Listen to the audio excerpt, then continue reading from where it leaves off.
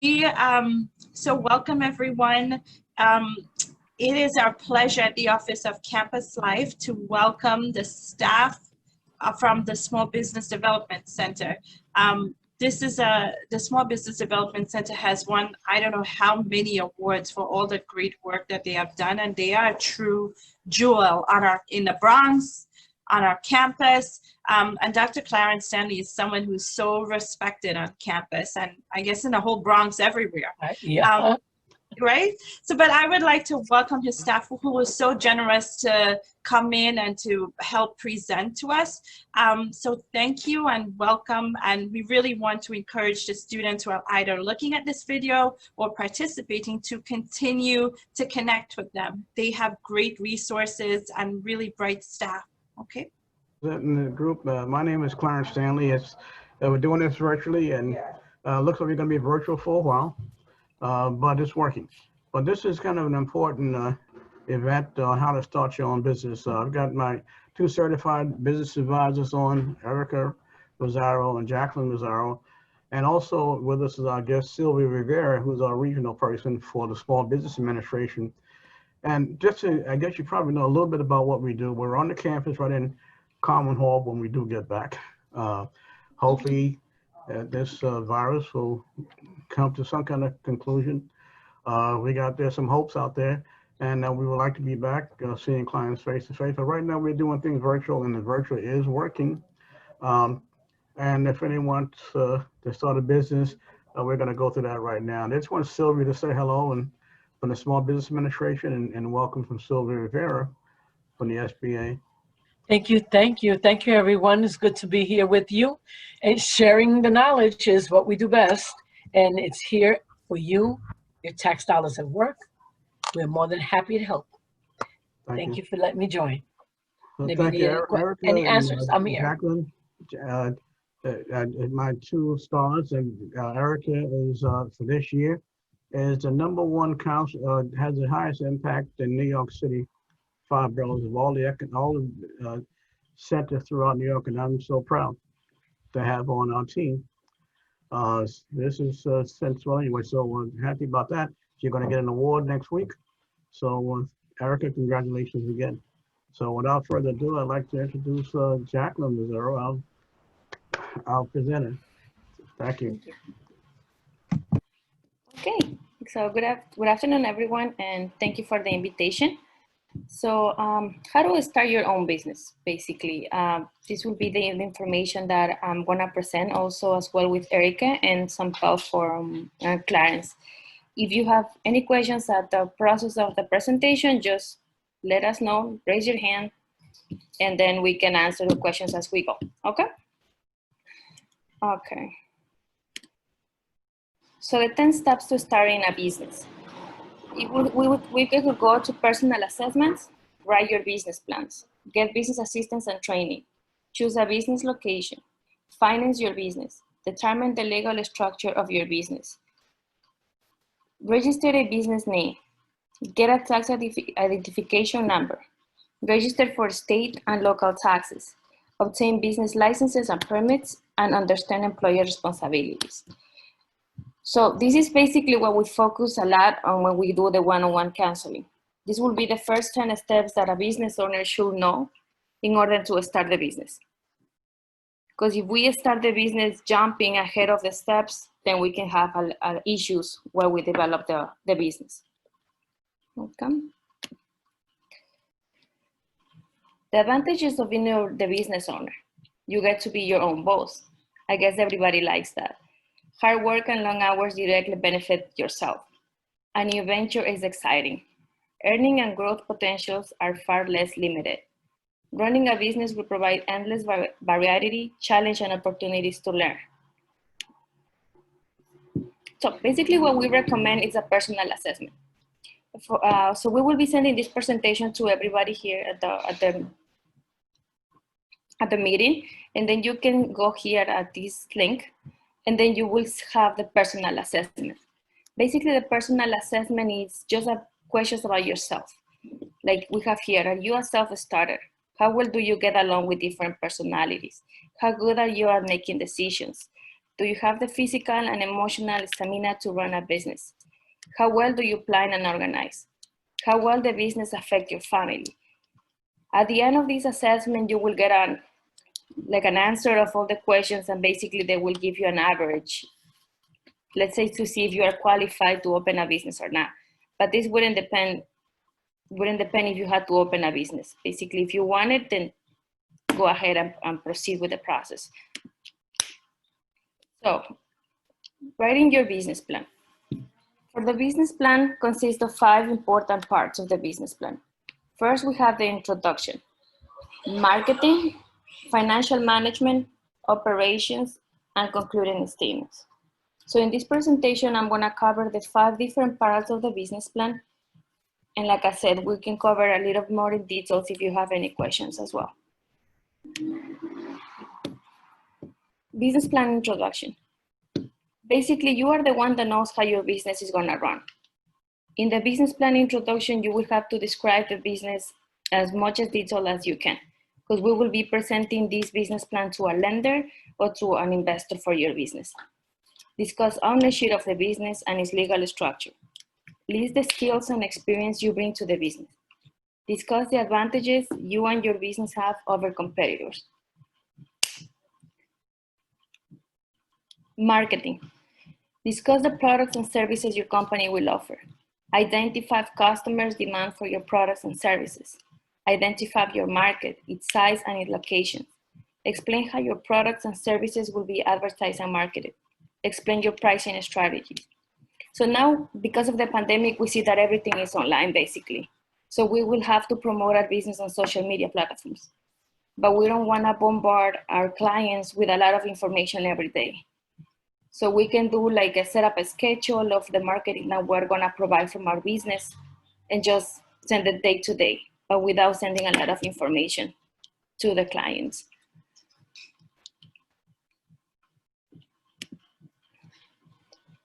Business plan, financial management.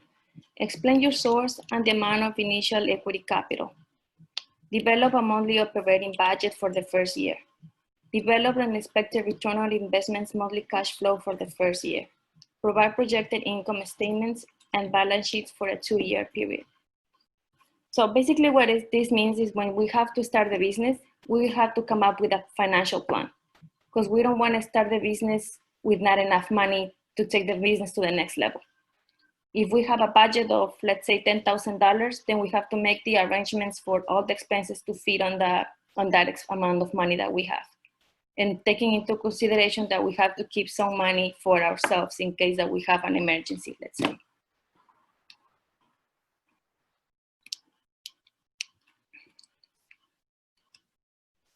Also, financial management, discuss your break-even point. Explain your personal balance sheet and method of compensation. Discuss how we'll maintain your accounting records and how they will be kept. Provide what-if statements addressing alternative approaches to problems that may develop. So basically, this is an important information for your business. We have, from the beginning to the end of the business development, we have to keep a record of the financial management, so that if at any time we can present the papers and just be clean about the books that we have for the business.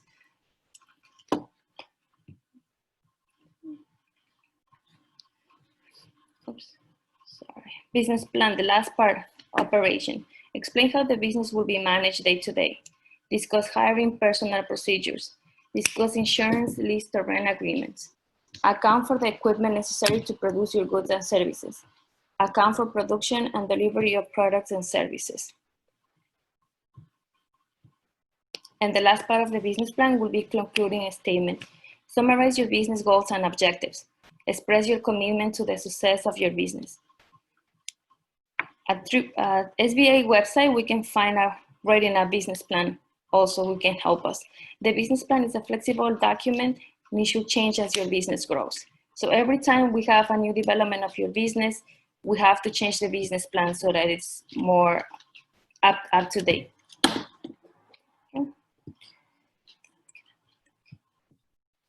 Okay, so that's what it was about the business plan. Now, Erica will present the business structure. Thank you.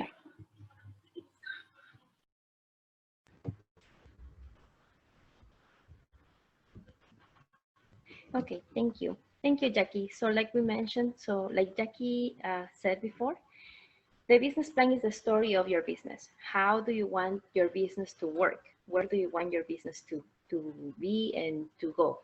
But one important part of the business plan is also choosing the legal structure for your business. You want to make sure that your legal structure protects you and protects the business. And also for deciding which legal entity you want to be, you have to listen to your business and also identify the liability and the risk involved into the business. Different legal structures are the sole proprietor, partnership, corporation, S corporation, limited liability, and limited liability partnership.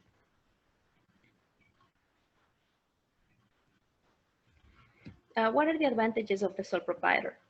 The sole proprietor is the easiest form to register a business. You will have to go to the county clerk. So for instance, if you want to open a business in the Bronx, you will go to the Bronx county clerk, purchase a certificate of registration. It will be about $130 and your business will be registered. So you will have to go select a business name and have it signed, notarized by a notary, by a public notary, and you will be in business. The owner will receive all of the profits. The business is easy to discontinue, and there's no separation between personal assets and the assets of the business. Next. Now, what are the disadvantages? Like I said, the main disadvantage is that there is no separation between personal assets and the business assets. So if you have a business that is very liable or very risky, for instance, like a restaurant, you are dealing with food, people have allergies to this food, or maybe somebody falls into your restaurant, you will be liable for any legal suit.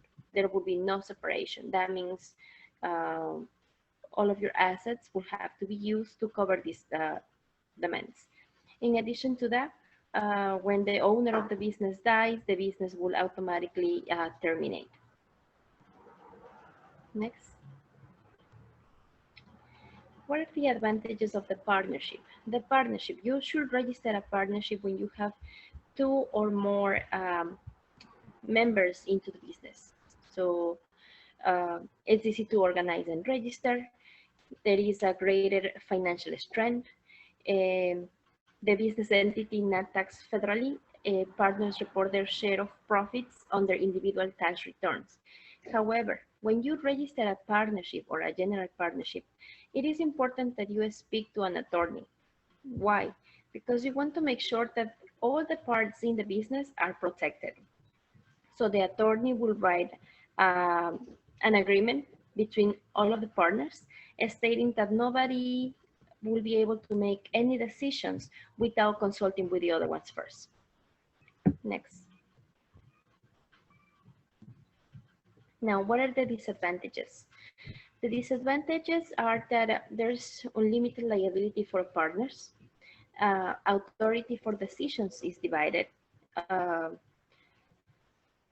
is a difficulty in raising additional capital, and it's hard to find suitable partners because let's say the business needs a loan for $150,000. However, my partner, in this case, Jackie Rosero, will not accept to sign for the loan. Then that means that the business, even though the business needs the loan, we will not be able to accept it, or we will not be able to apply because not all of the business partners are accepting the application. Next. So what are the advantages of the corporation? The corporation, the main thing the corporation does is to separate business assets from personal assets. So two different things, giving you a protection against any type of liability or any type of risk. It is easy to transfer all or part of the ownership, depending on what the situation of the business is. It's easier for you to raise capital for an expansion. It's an efficient way of managing the structure of the business. And it's adaptable to small companies or large companies. There are persons that are under the impression that because it is a corporation, you need to have at least 100 employees. That's not true. Only one person could be the owner and you could become a corporation. Next. What are the disadvantages? Some people say that it is more complex and expensive to organize than partnerships. Depending on the state, there will be regulations from the state and from the federal. And depending on what type of corporation you are, either C or S corporation, you will have to choose the way you pay taxes. Um, Obviously, the IRS will give you a notice and the approval for becoming either a C corporation or an S corporation will come from the IRS as well. Next. Like I said, what are the advantages of the subchapter C? Under the corporation C, there is a separation between the entity and the shareholder's tax status. So you will have to file taxes twice. Sometimes it results in lower tax rates depending on the shareholders and the income brackets. And there are deductions for different benefits.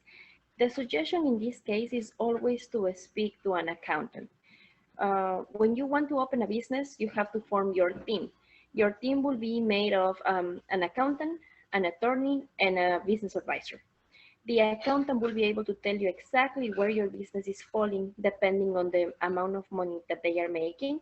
And therefore, you will be able to get more information on what type of taxes and how much you will have to pay. Next. Like I said, double taxation if dividends are declared. That's basically under the C corporation. Next.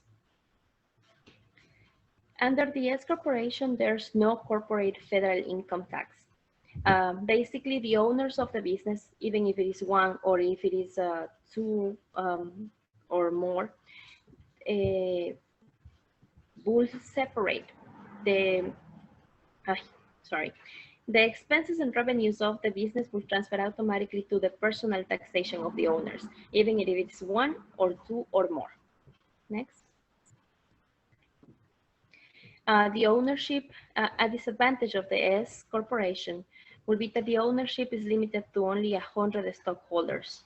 All shareholders must be US citizens and legal residents. So for instance, if the client or one of the clients is a person that doesn't have a social security number, then the suggestion is to register the business as a C corporation or as an LLC. If you want to be an S corporation, then you will have to have a legal status. The S corporation only has one type of a stock, and it depends the expenses you have, and they would qualify to be either deductible or not. Next. So what are the advantages of the limited liability company? I like to explain it this way. The limited liability company gives you tax breaks as well as the protection of limited or different risks. It's a combination. So the LLC will separate your personal assets from the business assets, and in addition will give you tax breaks. Why they will give you tax breaks? Because it gives you the option of choosing how do you want to pay taxes. You could either pay taxes as a C corporation or as an S corporation. Next.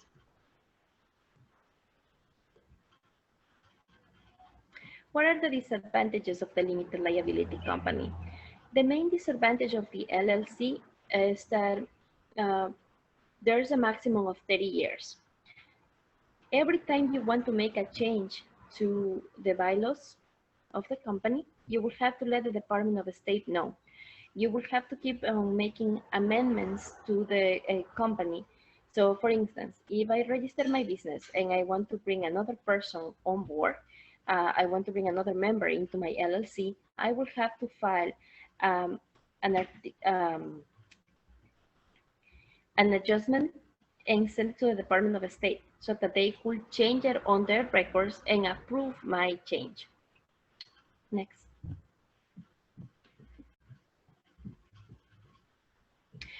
Another disadvantage of the LLC is that it's more expensive to set up. Why? Because the LLC requires you to do 2 publications or a set of publications, depending on where you are registering the business. If you are registering the business in the Bronx, it is required for you to do 2 publications. These publications is basically the formation of the LLC, which is the name, address, date of registration, purpose of the LLC, to be published in a newspaper and or magazine and run for at least 6 weeks. The prices could range from $500 to $1,500 or even more, depending on the newspaper or magazine.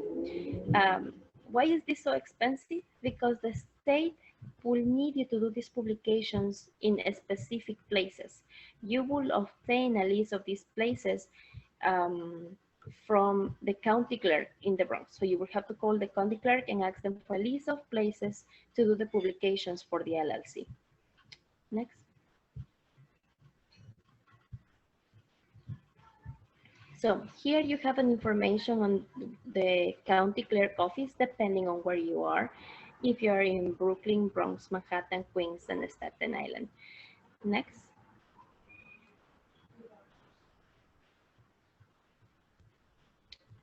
And these are the forms that you would like to file, depending on where you are. Like I said, if you're filing for a sole proprietor, you would contact the county clerk. The forms must be notarized by a notary public.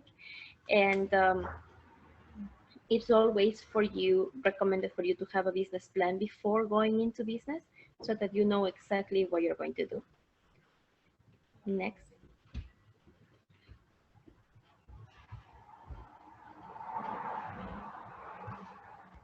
These are the prices of sole proprietors or partnerships and the different counties as well.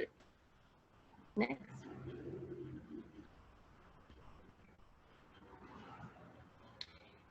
In these places is where you will be registered in the corporation or the LLC or the limited partnership. It will be in the New York Department of State, and you will file the certificate of incorporation for a business corporation, the certificate of limited partnership, obviously, and the articles of the organization for an LLC. Next. You could always check the name to make sure that it's available for you before going into business. It is important that you do that before registering the business or creating any type of marketing. Because let's say you start marketing without having your business registered under one name. And at the end, when you are registering the business, that name has been already used. So instead of doing something good for your business, you were promoting another business. Next. So what are the requirements for a business? A business corporation must contain the abbreviation of the legal entity. So if you are a corporation, at the end of the name, the business has to be have either corporation, incorporated, INC. If you are a limited partnership, you could either put the LLP or limited partnership. And the same thing with the LLC. At the end of the business name, it will have to be limited liability company, LLC, with that, without that. The idea is that the legal entity has to be present on the business name. Next. So how to register a corporation in New York State? Like I said, you will have to go to the Department of State website. You have the option of doing it online or doing it through the mail. Through the mail, it will take from at least 2 to 3 weeks to get back to you. Online is much faster, and you are able to pay with either with a credit card or a debit card. Next.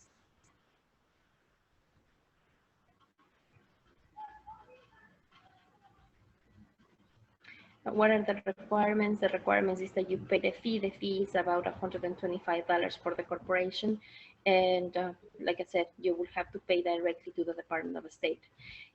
Here at our location, we will be able to show you and go over the documents that you will have to file. So you, the client, will be able to do it on your own. If after going on your own over the documents, you realize that you are not able to file, to complete them, you could come back and we will be able to assist you. Or at the same time, we could refer you to some of the attorneys that we work with that are pro bono, who will be able to complete the registration for you. The corporate bylaws.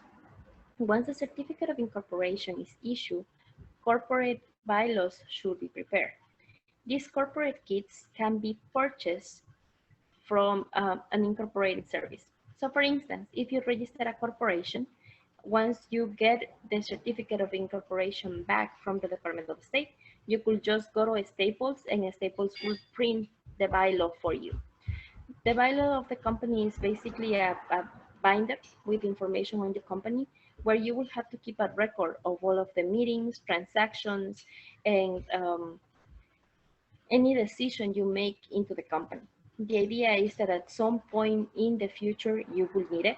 Let's say if your business is 1 year old and you would like to apply for the certification for minority or woman-owned business, you will have to present your bylaws at that time. Or if you are applying for financing, you will have to present the bylaws of the company as well. Next. Foreign business corporation. If you have registered the business in another state, then you will have to file the foreign business corporation. You will file an application for authority and pay a fee of $225. All of this information, all of these forms, you will be able to find them on the Department of State as well. Next.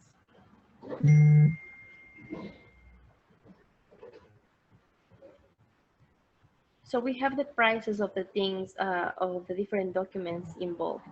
So if you are searching for the name, it will be $5. If you are doing a reservation for 60 days, you will have to pay $20. The certificate of incorporation is $125, and different prices. If you go to the Department of State website and you go where it says business filings, you will be able to find all of this information as now, in addition to more information for each document that you will have to file. Next.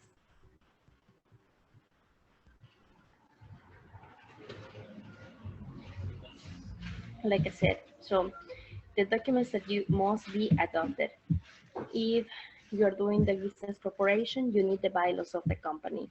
It's basically the structure of the corporation, the procedure for meetings, voting, rights of shareholders, and then roles of each person. So president, vice president, secretary, and how many shareholders and how much is each stock. Under the limited partnership, you will have to file the partnership agreement. Like I said, the partnership agreement will protect each of the members of the partnership and basically will not allow you to make a decision without consulting with your partners first. And under the limited liability company, you need the operating agreement, which provides the responsibilities of each member. Next.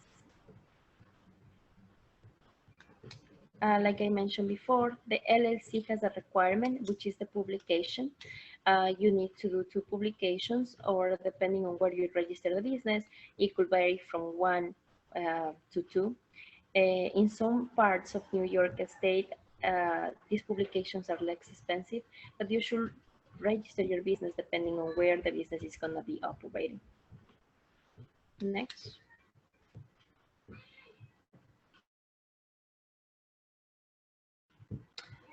There is important information in these websites, like Jackie mentioned before.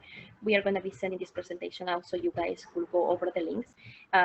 These links will take you to the Department of State website, where you will find more information on LLC formation, corporation, and the documents you need. Next. Another important part of registering the business is obtaining the EIN number, the employer identification number. Um, think of the business as your new baby.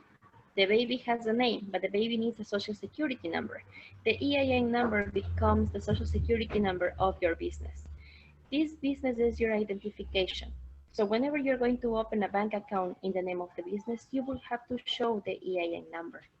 Um, the EIN number you will obtain from the IRS. You could either do it through the phone, online, and it is necessary for your business to work. It is not recommended to use your social security under the EIN number. You have to separate them. Next. The sales tax exemption certificate. Depending on the type of product, you want to make sure you obtain one of these, because it will allow you to sell products in New York State. It allows you to purchase inventory, materials, and also from the suppliers without paying taxes. The information is there, and you will have it on your hands by the end of the presentation. Next. New York City permits and licenses. Once you decide the type of business you want to open, once you register your business and obtain your EIN number, you need to know which licenses and permits you will need.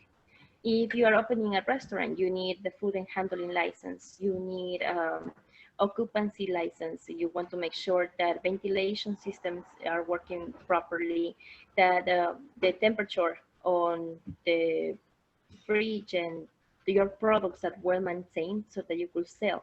But how do you know which license is exactly specifically for you? On these websites, you will be able to find it. These websites will basically ask you questions about your business. So what type of product, what type of service, are you manufacturing something? And at the end, they will provide you with a list of licenses and permits that you will need. On that list, you will also find phone numbers and prices for each license. Next. There are two places, New York State and New York City. Sometimes when the license or permit appears on both lists, it means that you only need one. Next. Now, if you have employees, you have to make sure that those employees are protected. So you should contact the Social Security Administration, federal withholding taxes, and state withholding taxes. Next. Obviously, you have to have unemployment insurance. And the most important thing, you have to contact the workers' compensation and disability insurance. You have to have that for your employees. If you go to the websites before, you will also find information about this. Next. Businesses, no matter which legal entity you choose, need insurance. And depending on the type of product or service you provide, you need either property insurance, liability insurance, auto insurance, workers' compensation, crime insurance, employee benefits. Because if something happens to the business and you don't have insurance, or something happens to your employee and you don't have insurance, you could lose everything. Next. For more information in insurance, you should contact the New York State Insurance Department or the New York State Insurance Fund. At our office, we don't recommend any type of insurance specifically, but we ask you to shop around depending on the type of insurance in business you have. Next. Copyrights, trademark, and patents. Depending on the type of business you want to copyright, trademark, and patent your idea to make sure that it's protected, to make sure that it's not stolen from you, and things like that. We recommend you to look and to go into the USPTO.gov in addition to working with attorneys, and they will help you through the whole process of doing that. At their office, we provide only with basic information, but we put you in contact with attorneys that will be able to assist you, to further assist you. Next. Business types. We have different business types, like nonprofit organizations, green businesses, startups, businesses that are already on one level and want to go to the next, home-based business, online businesses, franchises, and persons who are buying existing businesses. Next. Self-employed and independent contractors, women-owned businesses, veteran-owned businesses, people with disabilities, young entrepreneurs, 50 and plus entrepreneurs, minority-owned businesses, and Native Americans. Next. Now, like I mentioned before, businesses start small, but what happens if you see that the business is growing, that the business is growing and keeps on growing? So you have the option of becoming a franchise. So you could identify these signs to see if your business will qualify. Take a look to the industry growth, sorry, the unit growth. Do you have support for any franchisor? Do you have enough money to be able to do that? Is this a good fit for your business? Depending on all of that, you will be able to either go into a franchise or stay with the way the business is going. Next.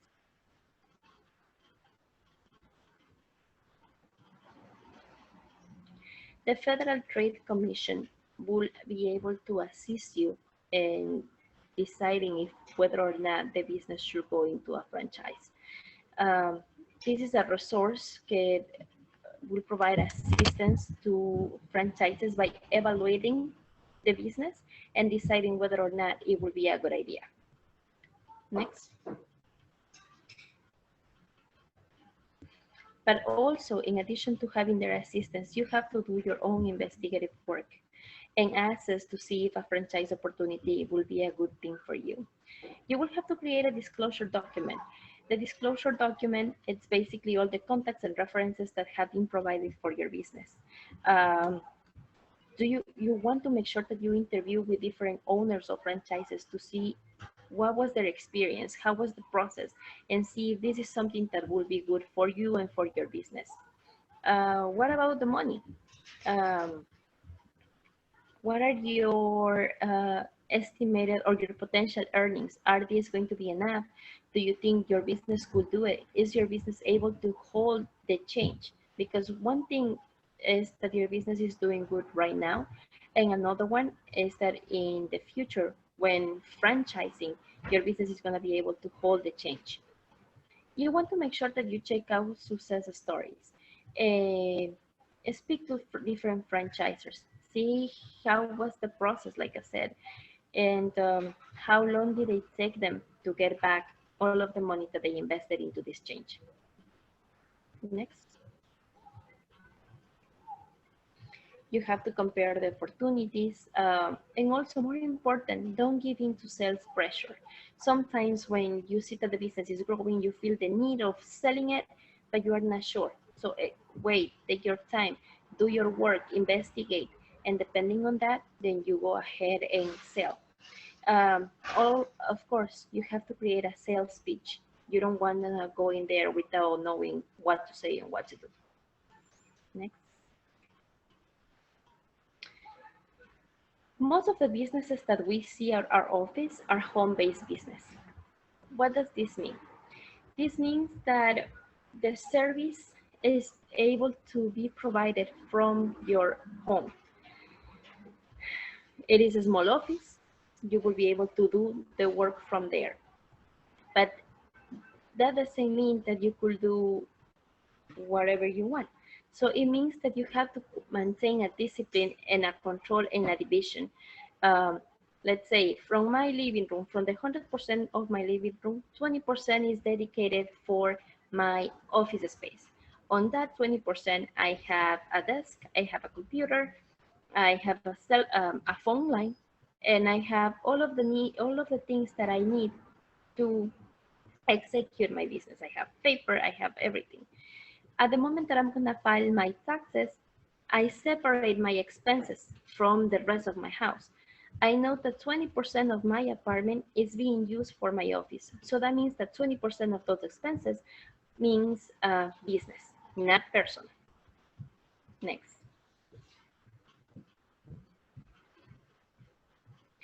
Obviously, like I said, when you start a business, you want to make sure that you have a team. You have an attorney, you have an accountant, and a business advisor. These persons will help you identify zoning regulations and the restrictions of your products. Um, if you have a cleaning office, a cleaning service, you are able to have a home base because the office is home base. You will be able to schedule the appointments, contact your clients, maintain your finances from the office. However, the service you provided outside of your office. If you have a restaurant, you will not be able to have that type of business inside your home because for you to prepare the food, you have to have a location specifically designated for that. It has to have different licenses as well as you as the owner have to have different licenses like the food and handling. So depending on the type of product or service you will be providing, home-based business will be good for you. Next. Resources and assistance. Like I said, we are the SBDC. We are located in the Lehman College campus. We encourage our clients to go through the SBA website. The SBA website has different webinars available for you. Those webinars teach you how to write a business plan, how to work with QuickBooks, and they give you guides as far as what you can do and what you cannot do while going into business. In addition to that, we have a SCORE, which is another of our partners, and the Women's Business Center. All of these organizations are the same as the Bronx Business SBDC, and the idea is that we are here to give you a guide on the services we provide. Next. Financial preparation. This is the last step and one of the more important things you could do. When you are ready to start a business, people think, okay, I'm starting a business and the business will not have any connection with me. That's not true. The first thing you need to know is that if you're opening a business and you want to obtain a loan, the loan will be based on your personal financial history. So that means that before opening a business, I need to have my credit score checked and in good standing.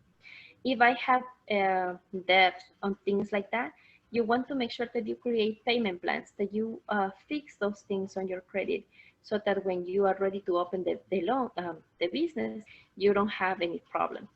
We suggest, or it is suggested that everybody should check your credit report, your credit report once in the year. And the website is right there, annualcreditreport.com. Make sure that the debt that is showing in there is yours. Make sure that the information on your credit report is correct. And this also will help you see if there is anybody stealing your identity. Next.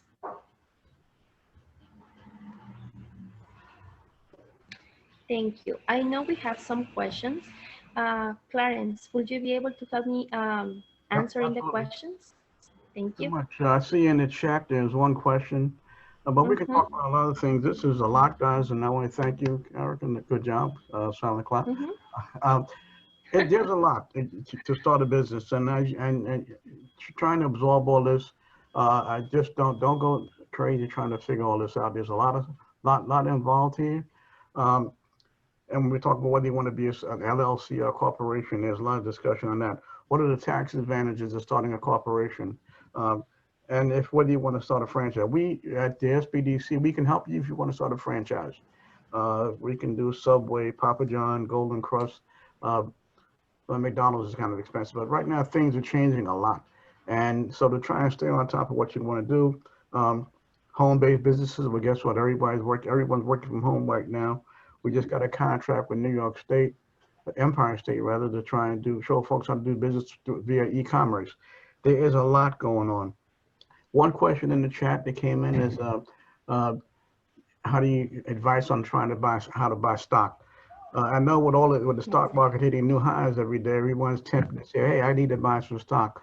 Well, when you invest in a corporation, when you set your corporation up, you are a public company just about, well, until you go public. The temptation is to get into the stock market. But be careful. Recommend you hire a professional. Also recommend that you look at investing in a mutual fund. Talk to a professional. They may want to suggest you set up a tax advantage IRA, individual retirement account, so you can get a tax deduction in addition to the investment. So you can talk to folks like so the less expensive one would be like a Fidelity or Charles Schwab, or some of those others, and take a look at, and get someone you can trust, someone that has a good reputation. So don't be tempted to jump in. I know everybody wants to buy stocks with these new things on. Herbs are now popular. Everyone wants to get into the herb business, and with the thing with the pharmaceutical companies. But just talk to a professional and come up with a financial plan.